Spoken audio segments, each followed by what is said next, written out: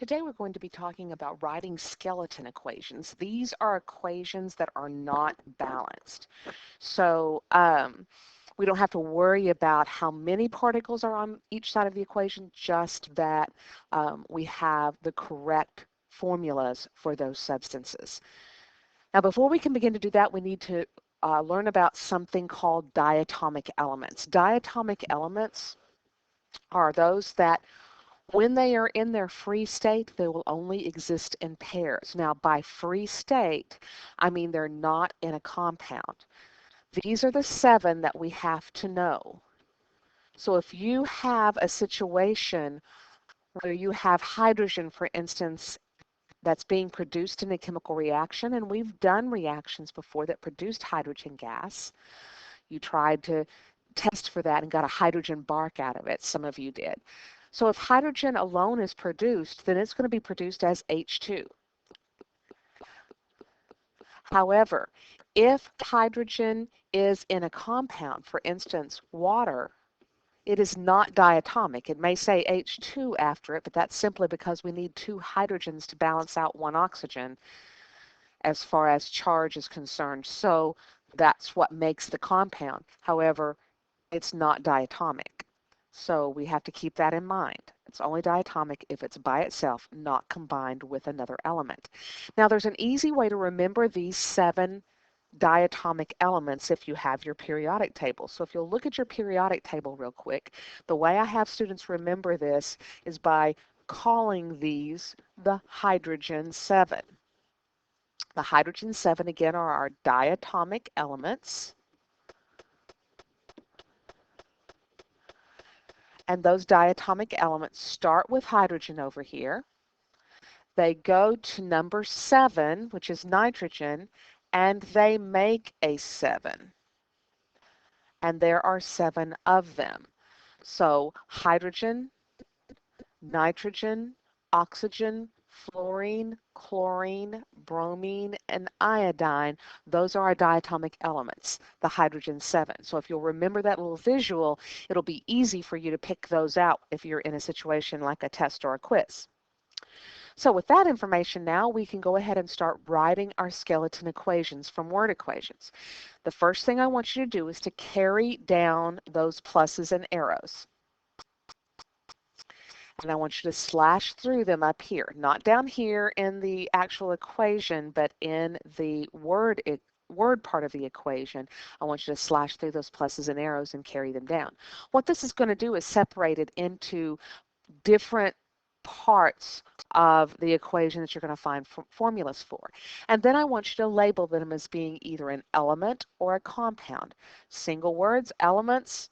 2 words, well, I'll put E anyway, but 2 words are a compound. So make sure it's that simple. Once we have these labeled then, if it's an element, all you have to worry about is it diatomic?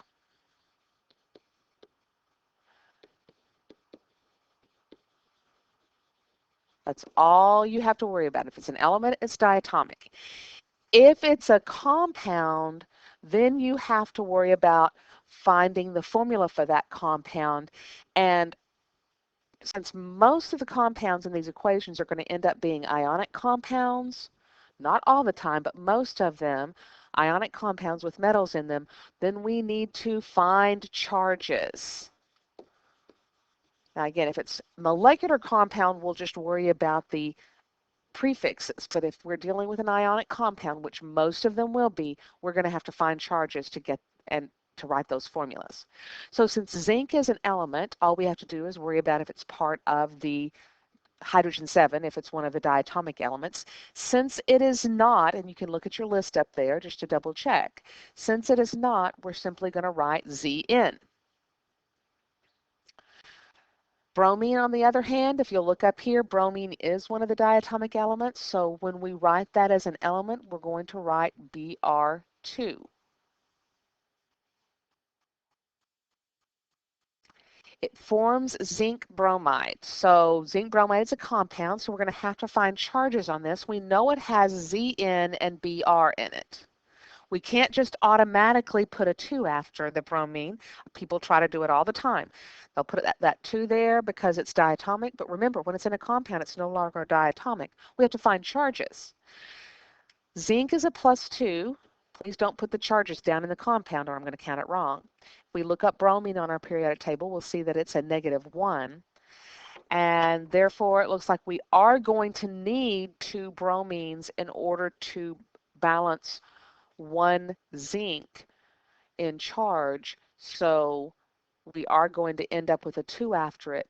But I did one like this just so I could emphasize that the 2 after the bromine on the right is because the charge must balance, not because it's diatomic.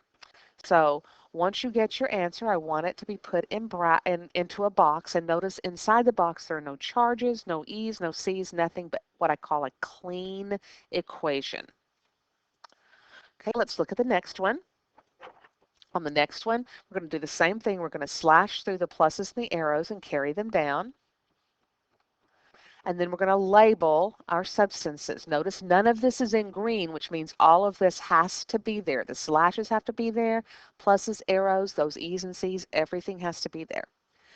Since iron 3 oxide is a compound, we're going to have to find charges.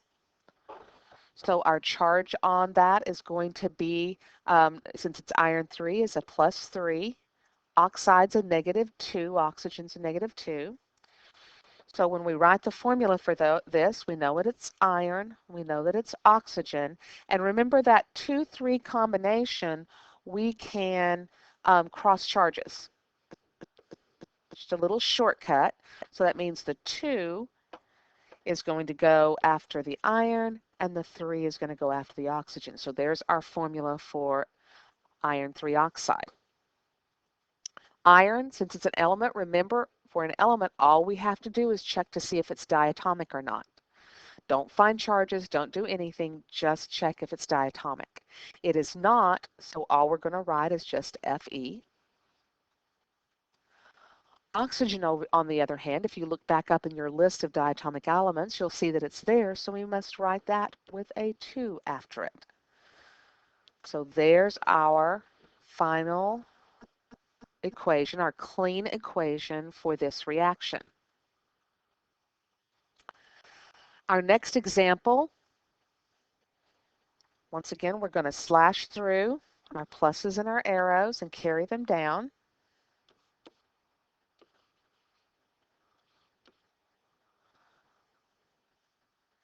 And it looks like all of these are compounds. So we're going to have to find charge on everything. So let's go through and let's get all the substances written down, and then we'll worry about subscripts in a minute. Barium and chlorine are going to be paired up. Don't know if that's the formula yet or not. We don't know charges, but those are the 2 substances involved. Sodium phosphate. I hope you will have gone through and marked your 8s and ites, cyanide, hydroxide, and ammonium, as polyatomic ions, so you don't make the most common mistake on this, and that's to put just a P for phosphate. Phosphate, that ending in 8 or ite, tells you there's oxygen in there. So make sure you look up the formula for phosphate. So over here, looks like this is a double replacement reaction, so everything's switching partners. So we've got these for our substances that are involved. And now let's find charges. Remember, you can't go on until you've found charges. Barium is going to be a +2 if you look that up. Chlorine's a -1. Sodium's a +1. Phosphate, if you look up that on the polyatomic ion list, is a -3. And the charges are not going to change over here. Sodium +1, chlorine -1, barium +2, phosphate again -3. So now with those charges, we can see that for barium chloride over here on the left, we're going to need 2 chlorines to match that 1 barium. We need 2 negatives and 2 positives for that compound formula to work out correctly. For sodium and phosphate, looks like we're missing positives. We need 3 sodiums to match 1 phosphate, so we're going to need a 3 here. Sodium and chlorine already match, so if it works, don't fix it. Moving on. And remember, if we have that 2-3 combination, we can do that crossing charges thing. So crossing charges looks like we're going to get a 3 with the barium.